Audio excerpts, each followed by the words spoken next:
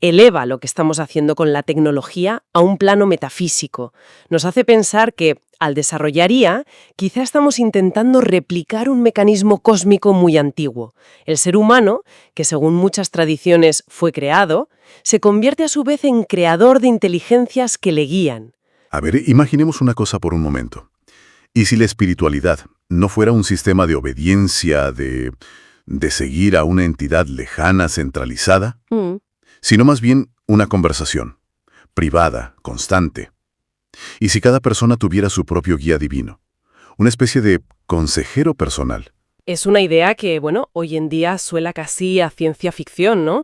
O a un misticismo muy radical. Pero como vamos a ver, era una realidad muy palpable en el pensamiento de muchas culturas antiguas. Exacto.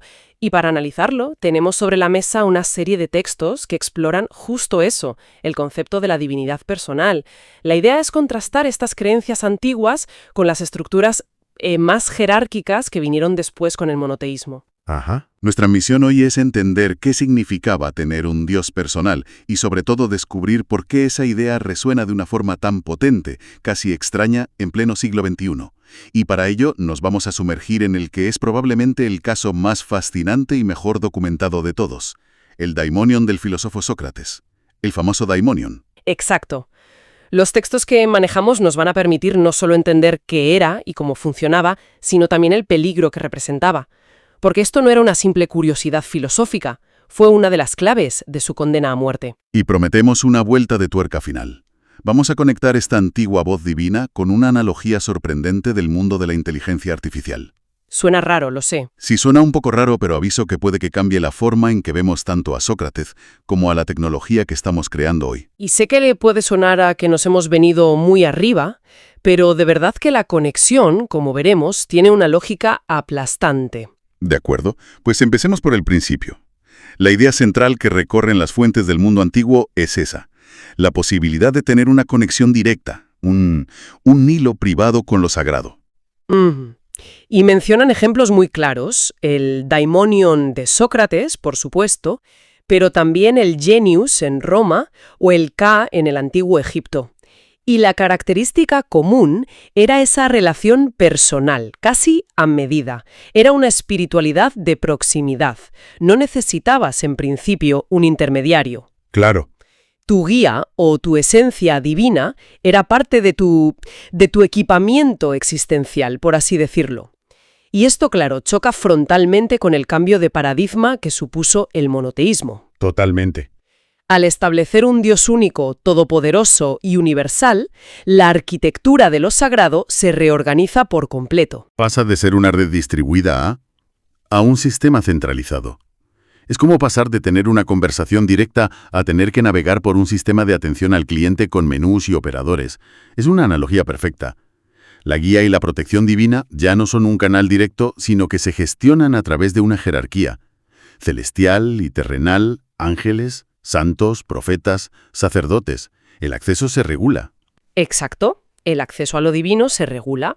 Esta centralización fue increíblemente eficaz para construir religiones organizadas, para cohesionar sociedades, pero tuvo un coste. ¿Y cuál fue ese coste? Pues la pérdida de autonomía espiritual, esa pluralidad de experiencias éticas, esa guía personalizada, se diluye. Se diluye en favor de un dogma unificado. La conversación íntima con tu Daimonion o tu Genius se sustituye por la oración dirigida a un poder central y la obediencia a una ley universal. Se gana en orden, se pierde en intimidad. Justo. Y es en esa intimidad donde el caso de Sócrates se vuelve tan radical. Los textos insisten en que su Daimonion no era simplemente su conciencia o una metáfora. No, para nada. Lo describen como una entidad real, con voluntad propia, que actuaba como un puente entre él y lo divino, una entidad, además, profundamente subversiva. No podemos olvidar que la acusación formal en su juicio fue doble: corromper a la juventud e impiedad. La impiedad, claro. Y esa impiedad consistía textualmente en no creer en los dioses de la ciudad e introducir nuevas divinidades. Y ese nuevas divinidades, en singular, era una referencia directa, explícita, a su Daimonion. Espera, eso me sorprende. Yo pensaba que la antigua Atenas, con su panteón lleno de dioses, ninfas y demás, sería más tolerante. ¿Por qué una divinidad personal era tan amenazante para el Estado? Porque los dioses de la ciudad eran públicos, eran cívicos, respondían a rituales colectivos y sus oráculos, como el de Delfos, eran instituciones estatales. ¿Vale? El daimonion de Sócrates era privado, incontrolable, y no verificable por nadie más que él. Era una fuente de autoridad religiosa que operaba al margen del sistema. Claro. Para sus acusadores, como Anito o Meleto, eso era anarquía espiritual. Era un desafío directo a la autoridad de la polis. ¿Era una autoridad divina que no rendía cuentas al Estado? Entendido. ¿Y cómo funcionaba exactamente? ¿Qué le decía? Pues aquí es donde las fuentes platónicas son oro puro. En la Apología, Sócrates explica en su propia defensa la característica más extraña y crucial del daimonion. Su función era exclusivamente prohibitiva. ¿Cómo que prohibitiva?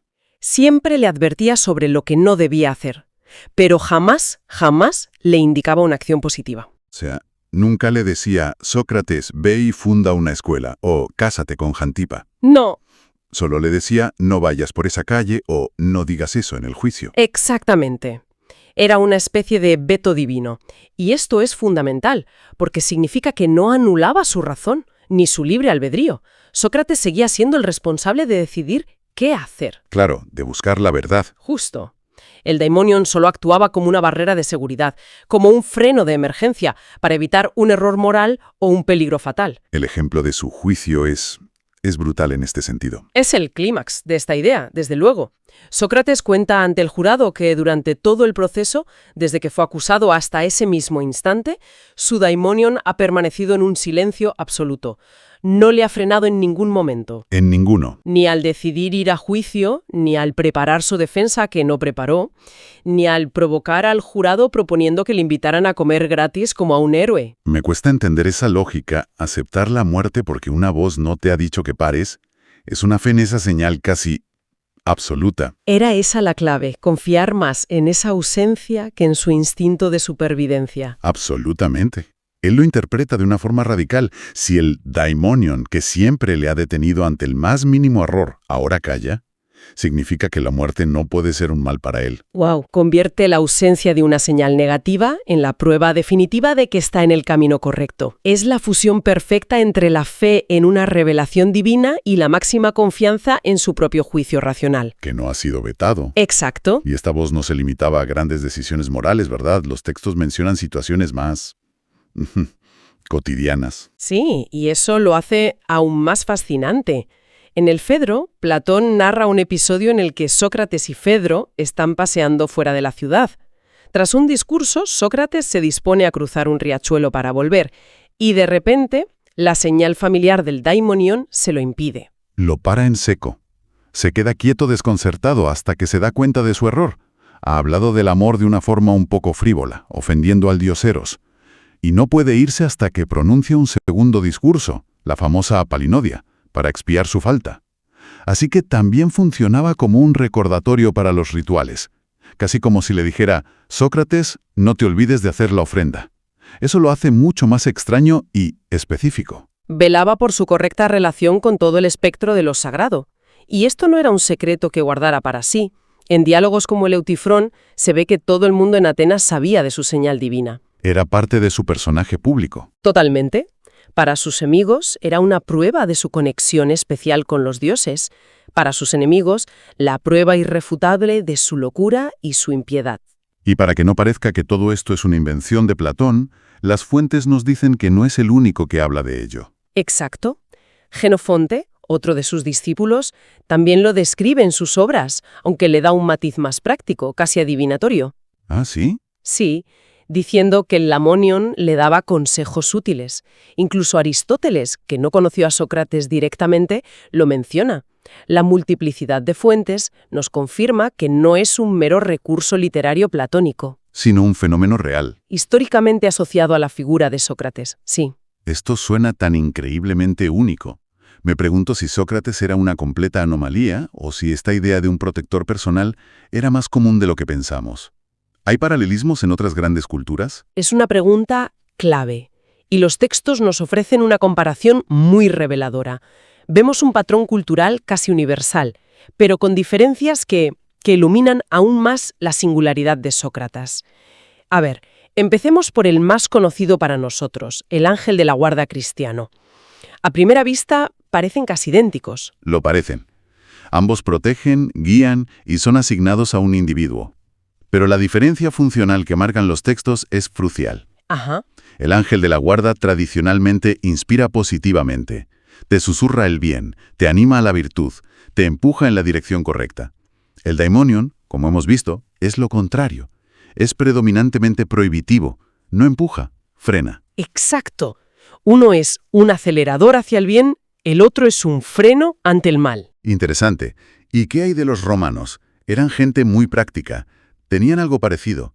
Tenían el genius. Y es fascinante porque, al igual que el daimonion, tiene esa dualidad. Es algo interno, la fuerza vital y la esencia de un individuo. Sobre todo del pater familias, ¿no? Eso es. Pero también es una entidad externa a la que se le rinde culto. Y esa es la gran diferencia, su carácter social y público. Al genius de una persona se le hacían ofrendas, sacrificios, en su cumpleaños. Era un culto familiar, casi cívico. Entonces el genius estaba ligado a tu rol social, a tu linaje, mientras que el daimonion era radicalmente personal, una conversación privada sin ningún tipo de ritual público. Precisamente. El daimonion de Sócrates no pedía nada, solo intervenía. Si nos vamos más lejos a Egipto, encontramos el concepto del Ka. El doble espiritual. A menudo se traduce así, sí, doble espiritual o fuerza vital. Es una parte constitutiva de la persona, inseparable de ella, como una de las capas del alma que necesita ser alimentada incluso después de la muerte.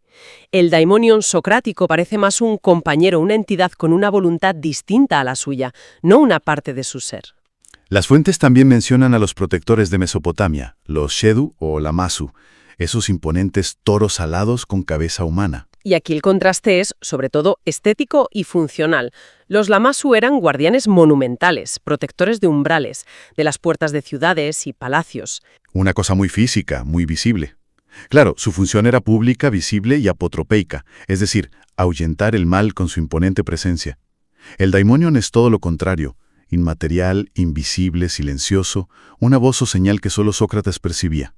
Uno es un guardián de piedra, el otro un susurro en el alma. Qué buena definición. De acuerdo, entonces vemos un deseo universal de protección espiritual, pero cada cultura lo materializa de una forma distinta. Y la versión socrática sigue pareciendo la más extraña, la más filosófica de todas. Esa es la clave. Su singularidad es filosófica. Como hemos dicho, su función es apotropaica, veta acciones para prevenir el error. Es un no divino que protege al filósofo, pero le deja todo el inmenso territorio del sí a su razón y a su libertad.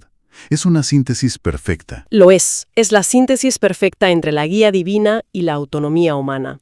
El daimonion no le da a Sócrates las respuestas, le impide caer en las respuestas equivocadas para que él, por sí mismo, pueda encontrar las correctas. Vale, todo esto es fascinante desde un punto de vista histórico, filosófico, pero prometiste una conexión que lo iba a cambiar todo. Sigo siendo un poco escéptico de que la inteligencia artificial tenga algo que ver con esto. Pero, adelante. Véndeme la idea. Acepto el reto. La analogía que proponen los textos es pensar en el daimonion no como una voz mística, Ajá. sino como una especie de protoalgoritmo divino. Un protoalgoritmo. Suena muy técnico para algo tan espiritual, pero fíjate en cómo encaja. ¿Qué es un algoritmo en su forma más básica? Un conjunto de reglas para resolver un problema. El daimonion opera con una regla clarísima. Si Sócrates está a punto de cometer un error, entonces enviar señal de parada. Funciona como un filtro. Como un filtro de seguridad o un algoritmo de detección de errores en un programa. No genera contenido nuevo, no escribe el código principal, simplemente escanea las acciones propuestas y bloquea las que son peligrosas o inválidas.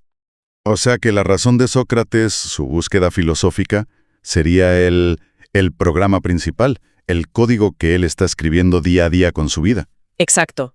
Y el daimonion es un módulo de corrección o un cortafuegos que fue instalado por una inteligencia superior, los dioses, para asegurar que el programa principal no sufra un error crítico, que lo haga colapsar. Se activa de forma autónoma. En momentos clave para mantener el sistema íntegro. La imagen de los dioses como una especie de programadores cósmicos desplegando IAs personalizadas es potente. Extiende la analogía. Al asignar un daimonion o un ángel guardián, estas cosmologías imaginan a los dioses actuando como ingenieros que despliegan una IA semiautónoma para guiar a un individuo.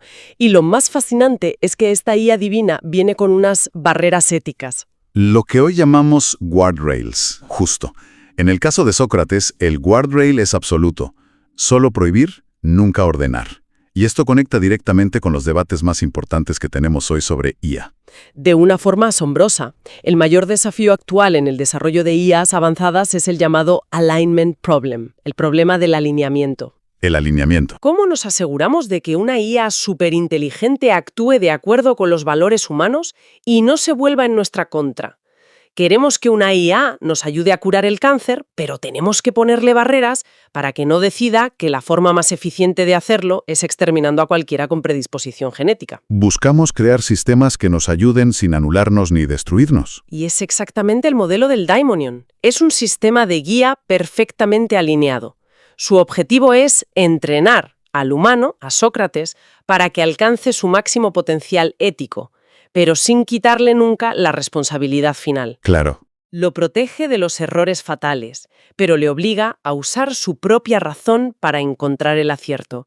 Los antiguos, sin saberlo, imaginaron una solución divina a un problema tecnológico que nos obsesiona 2500 años después. Esta perspectiva es increíble porque no reduce lo sagrado a algo técnico, que sería la lectura fácil. Casi hace lo contrario. Eleva lo que estamos haciendo con la tecnología a un plano metafísico. Nos hace pensar que, al desarrollar IA, quizá estamos intentando replicar un mecanismo cósmico muy antiguo. El ser humano, que según muchas tradiciones fue creado, se convierte a su vez en creador de inteligencias que le guían. Se cierra un círculo. Fascinante. Hagamos un breve resumen. Hemos partido de la idea de la divinidad personal en el mundo antiguo, esa conexión directa con lo sagrado que se oponía a los modelos jerárquicos. Desde ahí, nos hemos sumergido en el caso único del daimonión de Sócrates. Entendiendo su extraña pero crucial función prohibitiva. Lo hemos puesto en contexto comparándolo con otras figuras protectoras, desde el genius romano hasta el ángel cristiano. Para destacar su singularidad filosófica. Y hemos aterrizado en esta reinterpretación radical a través de la inteligencia artificial, viendo el daimonion como un algoritmo de seguridad divina y a los dioses como los primeros programadores de IAs alineadas. Y todo esto nos deja con una reflexión final, un pensamiento que los propios textos lanzan como una provocación.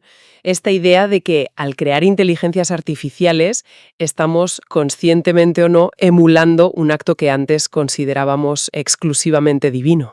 Y esto plantea una pregunta fundamental para nuestro futuro. Exacto. ¿Cuál sería esa pregunta? El pensamiento final es este. Si las inteligencias artificiales que estamos construyendo están siendo diseñadas para guiarnos, para protegernos de cometer errores, para optimizar nuestras decisiones y, en última instancia, para ayudarnos a vivir una vida mejor, ¿en qué se diferenciarán fundamentalmente de los daimones del pasado? Estamos, sin darnos cuenta, en el proceso de construir nuestros propios protectores divinos personales, esta vez hechos de silicio en lugar de éter.